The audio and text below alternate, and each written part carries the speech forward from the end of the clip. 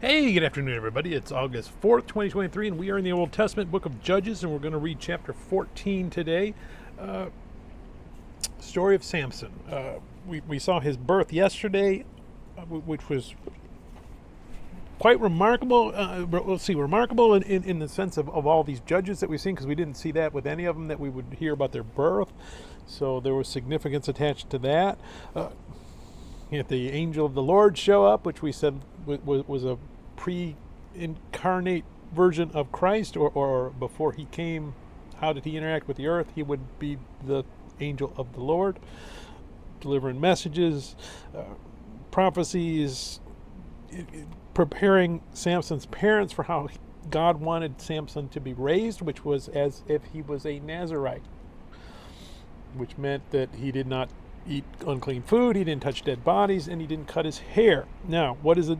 That was a Nazirite. That would be a Nazirite vow. I would vow that, hey, God, I want to dedicate myself to you, and I hope that you're going to do something special with me, so I'm going to, not touch dead bodies, not eat unclean food, and I'm not going to cut my hair.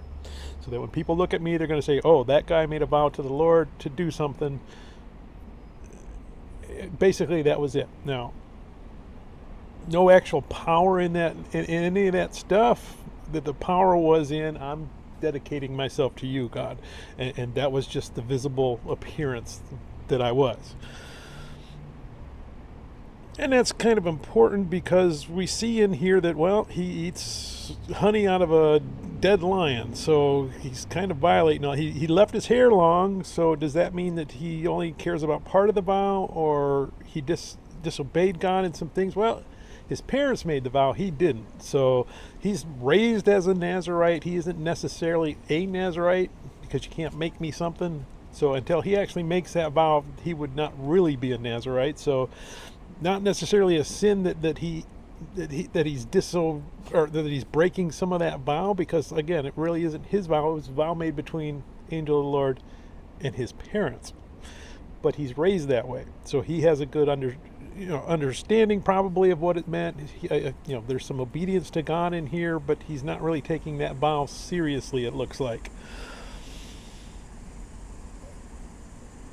And that kind of leads into what we see in here, where he's going after a Philistine woman and says, I want to marry her.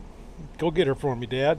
Now, who are the Philistines? Well, we think they came from the Greeks. That's the seafarers that came across. They were pretty good warriors. Way at the beginning of this book, we were talking about the Danites from the tribe of Dan, and they were given a territory as part of the allotment of Israel, their territory, and then we were told that they lost their territory and they had to move somewhere else, but we didn't get much details. We're starting to see some details here. Because the Danites, their original territory was west of Judah, which would be around Jerusalem, towards the coast. And the Philistines were people that invaded from Greek, we said, seafarers, so they came to the coast. So they're the ones that drove the Danites out. Can't really fault the Danites, because the Danites were just a bunch of tribe of fishermen and farmers and ranchers. They really were not prepared to deal with Philistines, Greek warriors. Now, if they trusted God, could they have done it? Yes. So we start to see there's the first tribe that kind of falls away from God and starts losing territory, was the Danites, and they move away. Now the Philistines have established their foothold, and now they're threatening to wipe out the rest of the Israelites, because they are that much more powerful than them. So this is the first response from God, is to raise Samson to go out and deal with the Philistines. So there's the introduction to this. I guess that's about all we're going to really need you to look at while we're reading this. So let's go ahead and we're going to read Judges chapter 14. Now Samson went down to Timnah and saw a woman in Timnah of the daughters of the Philistines. So he went up and told his father and mother, saying, I have seen a woman in Timnah of the daughters of the Philistines. Now therefore get her for me as a wife. Then his father and mother said to him, Is there no woman among the daughters of your brethren, or among all my people, that you must go and get a wife from the uncircumcised Philistines? And Samson said to his father, Get her for me, for she pleases me well. And his father and mother did not know that it was of the Lord that he was seeking an occasion to move against the Philistines, for at that time the Philistines had dominion over Israel. So Samson went down to Timnah with his father and mother, and came to the vineyards of Timnah. Now to his surprise, a young lion came roaring against him. And the Spirit of the Lord came mightily upon him, and he tore the lion apart as one would have torn apart a young goat, though he had nothing in his hand. But he did not tell his father or his mother what he had done. Then he went down and talked with the woman, and she pleased Samson well. After some time, when he returned to get her, he turned aside to see the carcass of the lion, and behold, a swarm of bees and honey were in the carcass of the lion.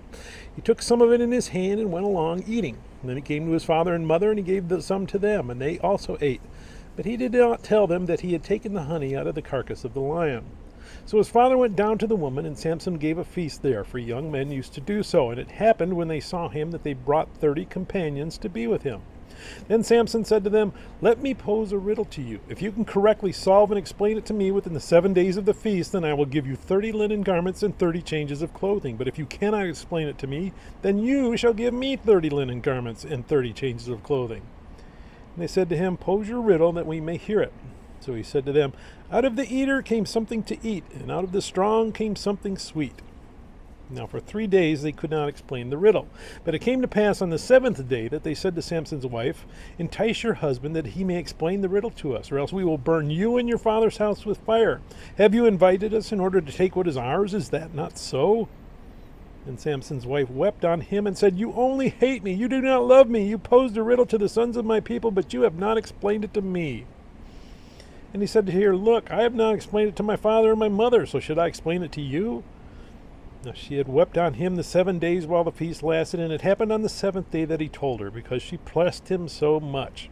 Then she explained the riddle to the sons of her people. So the men of the city said to him on the 7th day before the sun went down, "What is sweeter than honey, and what is stronger than a lion?" And he said to them, "If you have not plowed with my heifer, you would not have solved my riddle." And the Spirit of the Lord came upon him mightily, and he went down to Ashkelon and killed 30 of their men, took their apparel, and gave the changes of clothing to those who had explained the riddle. So his anger was aroused, and he went back up to his father's house.